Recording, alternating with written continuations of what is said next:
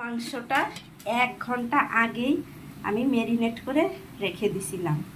এর মধ্যে দিছি আদা, রসুন, মরিচের গুঁড়া, জিরার গুঁড়া, ধনিয়ার গুঁড়া, স্বাদ অনুযায়ী হলুদ, লবণ, এগুলা দিয়ে আর একটু সরিষার তেল দিয়ে ম্যারিনেট করে রাখছি। প্রায় 1 ঘন্টা হয়ে গেছে। এখন আমি রান্নাটা বসাই। শুধু পেঁয়াজটা দিছিলাম না, পেঁয়াজটা তেলে ভাইজে নিচ্ছি। পেঁয়াজটা যখন বাদামি কালার হয়ে যাবে তারপরে মাংসটা দিয়ে দিব। এখন পোলাও চালটা আধা ঘন্টা ভিজাই রাখবো, আধা ঘন্টা বা 20 মিনিট। আমি মানে 2 পট নিব। এই পটে 2 পট চাল নিব, এই পটে 4 পট পানি দিব। আর কিচ্ছু করা লাগবে না। পোলাওটা তাহলে অনেক সুন্দর হবে। যতটুক চাল তার ডবল পানি। চালটায় অনেক সুন্দর ঘ্রাণ, মাশাআল্লাহ। এবার আধা ঘন্টা এটারে আমি ভিজাই রাখবো। পেঁয়াজটা বাদামি করে ভাজা হয়ে গেছে। এবার আমি মাংসটা দিয়ে দিব। এই মাংসটা যত মাখায় রাখা যায় না, মাখানো যত ভালো হয় মাংস খেতেও ততই ভালো হয়। মাংসর পরিমাণটা একটু কমই আজকে। আলু নিচ্ছি, ছেলেরা আলুটা বেশি পছন্দ করে। এই মাংসটা হইতে আমার বেশি সময় লাগবে না, কারণ আমি সুন্দর করে 1 ঘন্টা আগে ম্যারিনেট করে রাখছি।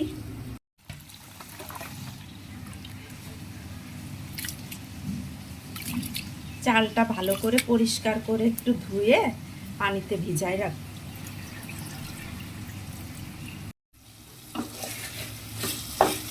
মাংসটা ভালো করে কষাবো, তারপরে আবার কষানোর জন্য একটু পানি দিব। মানে গায়ে যতটুকু পানি আছে এটা দিয়ে একটু নাড়াচাড়া করবো।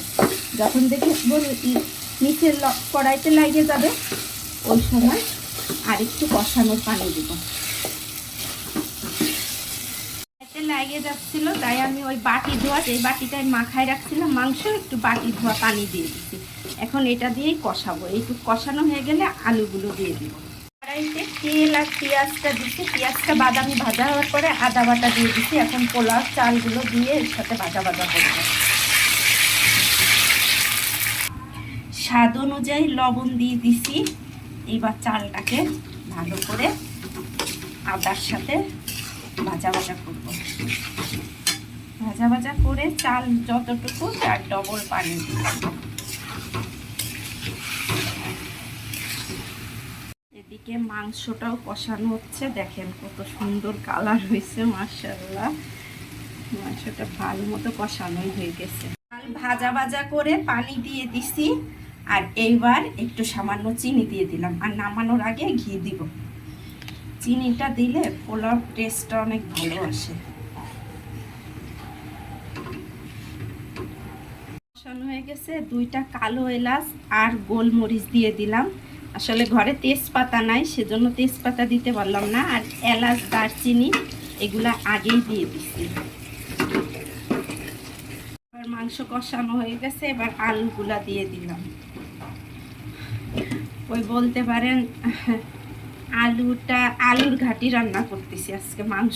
মাংসের থেকে একটু আলুর পরিমাণটা অনেক বেশি, কারণ আলু আমার ছেলেরা মাংসের থেকে আমার ছোট ছেলে আলুটা বেশি পছন্দ করে, এর জন্য একটু আলুর পরিমাণটা বেশি। রান্না হয়ে গেছে, এখন ছেলেদের জন্য উঠাচ্ছি। দেখেন মাশাআল্লাহ, পোলাওটা একেবারে ঝরঝরা হয়েছে, যেরকম চাইছি সেরকমই। আজকে ওর বাবা নাই, শুক্রবার দিন, কিন্তু ওর বাবা বাড়ি গেছে। তো আমার 2 ছেলে আর আমি বাসায়।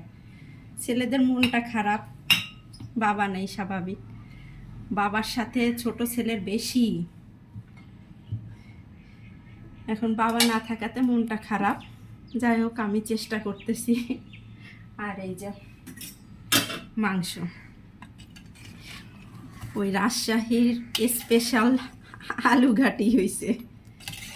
মাংসটা একটু কম, মানে ফ্রিজে দেখলাম যে ছোট 1 প্যাকেট আছে, ভাবলাম এইটাই করি। ওর বাবা যেহেতু নাই, আর আমার ছোট ছেলে তো আলু খুব পছন্দ, তো ওকে আলুই দিব বেশি। এটা বড় ছেলেরে দিতেছি আগে।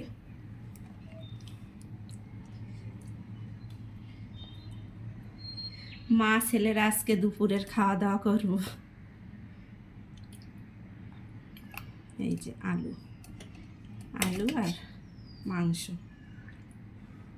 একেবারে শর্টকাট রান্না করছি, কিন্তু আলু আর মাংস মানে পোলাও আর মাংসটাই মনে হয়েছে আমার কাছে খুব ভালো খাবার, মানে ঝটপট রান্নাও হয়, খাইতেও মজা, আর পোলাও মাংসটাই আমার ছেলেরা বেশি পছন্দ করে। যে কোনো পোলাও বিরিয়ানি বলেন, এইগুলো রান্না করে দিলে আর কিচ্ছু লাগে না।